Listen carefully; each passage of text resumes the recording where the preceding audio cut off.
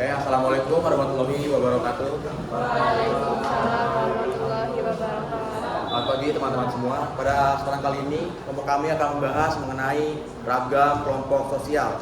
Presentasi kali ini akan mengupas tuntas berbagai klasifikasi dan dinamika kelompok sosial, memberikan pemahaman mendalam tentang bagaimana individu berinteraksi dan membentuk struktur dalam masyarakat.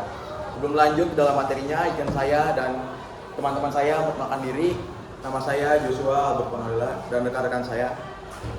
Nama saya Brian Martin Panggabean. Muhammad Ahmad Mari. Nama saya Riki Widiati. Nama saya Prita dari Pramugari. Saya Sumana Putri.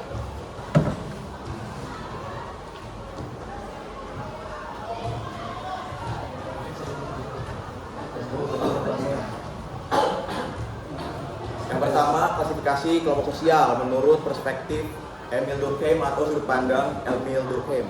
Menurut Emil Durkheim, klasifikasi kelompok sosial itu dibagi menjadi dua. Yang pertama, solidaritas mekanik, lalu solidaritas organik.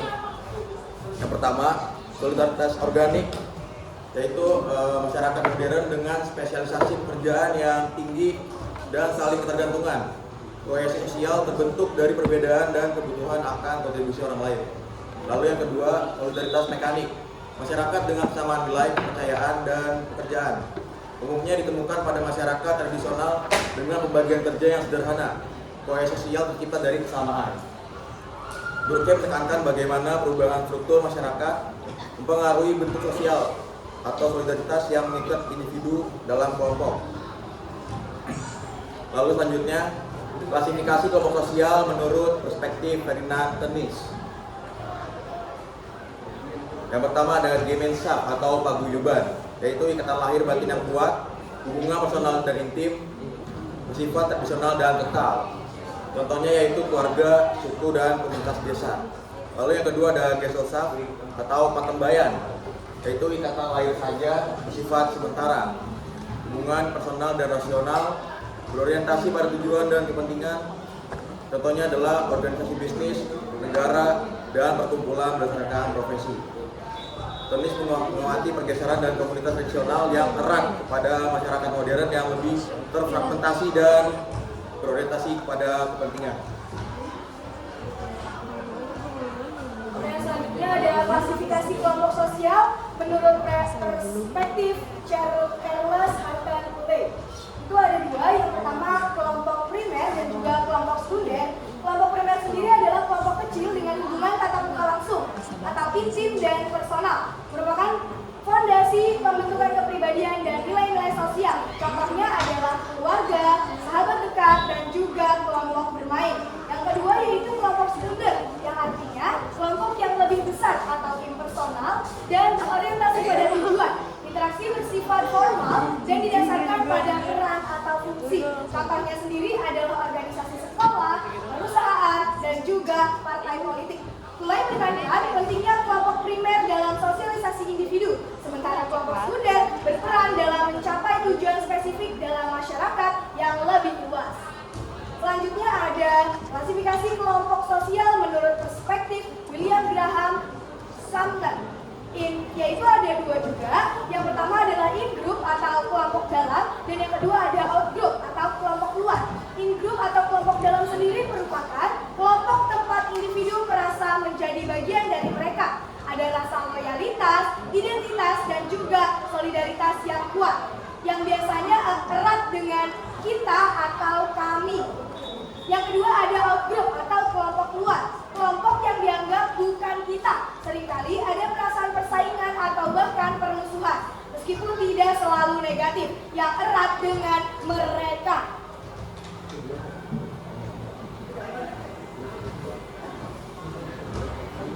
Lalu ada juga klasifikasi kelompok sosial menurut perspektif Robert Merton. Dibagi menjadi dua, ada kelompok anggota dan kelompok rujukan. Kelompok anggota sendiri merupakan kelompok di mana individu secara fisik menjadi anggota dan diakui sebagai bagian dirinya. Contohnya mahasiswa di universitas, karyawan di perusahaan. Lalu untuk kelompok rujukan sendiri merupakan standar atau acuan bagi individu untuk membentuk perilaku, sikap, dan nilai-nilai. Individu tidak harus menjadi anggota kelompok ini. Contohnya sendiri ada idola, profesional sukses, dan grup elit. Melton menyoroti bagaimana kelompok rujukan memiliki pengaruh besar terhadap aspirasi dan juga identitas seseorang, bahkan tanpa interaksi langsung. Lalu setelah klasifikasi kelompok sosial, ada kelompok formal dan informal. Pertama, struktur jadi dibagi menjadi dua, formal dan informal.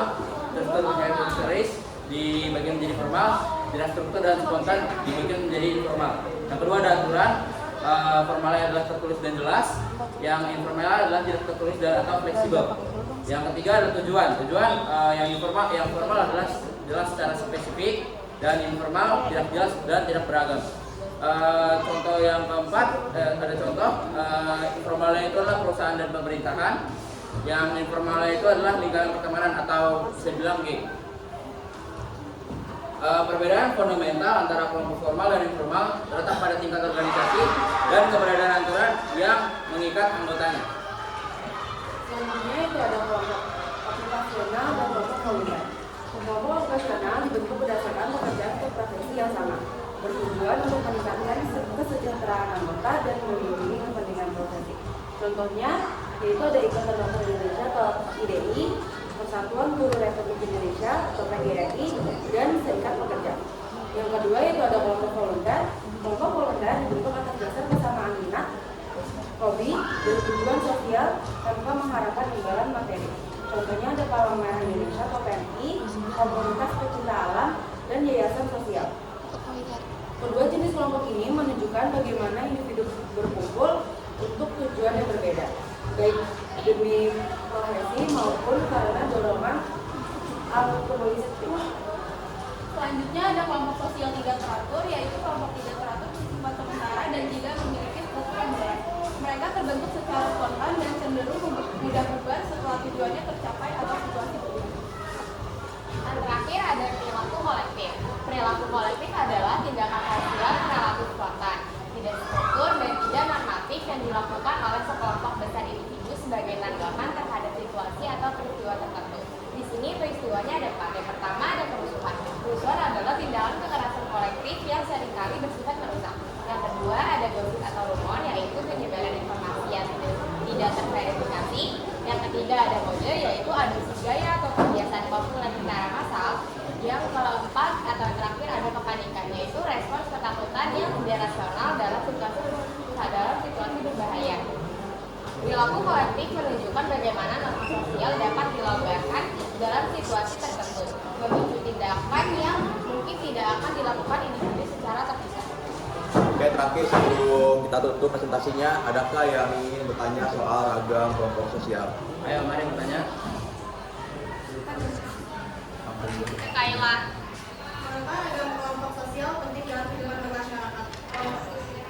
Oke, yang lain ada yang mau bertanya? Silakan.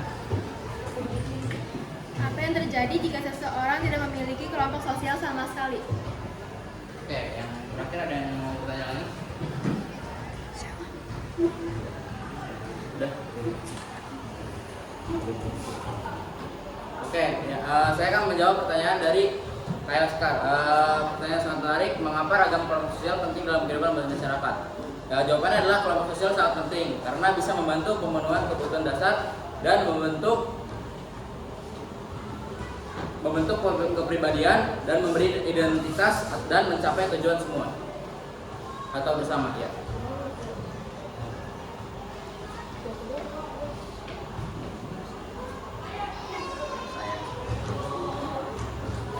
Saya lanjut dari satunya dulu ya. Tadi pertanyaan menjawab saya dari dulu yaitu bagaimana sih apa yang terjadi jika seseorang tidak memiliki kelompok sosial sama sekali? Yaitu untuk jawabannya sendiri kesulitan memenuhi kebutuhan, lalu juga adanya rasa kesepian, sulit memenuhi tujuan, gangguan sosialisasi dan juga perkembangan kepribadian.